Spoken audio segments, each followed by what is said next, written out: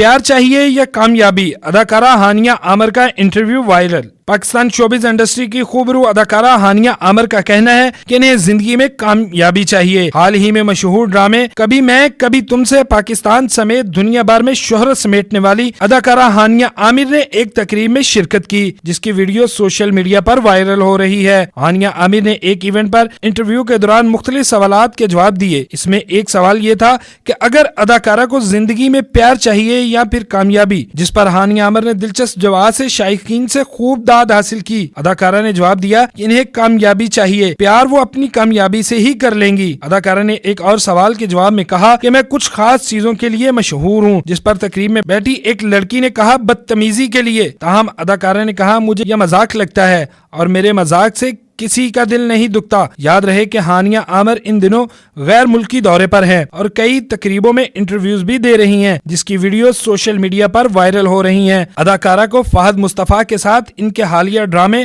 کبھی میں کبھی تم سے خوب پذیرائی ملی اور ان کی شہرت میں مزید اضافہ ہوا۔ ناظرین کی جانب سے ہانیہ عامر کی اداکاری کو بے حد پسند کیا گیا۔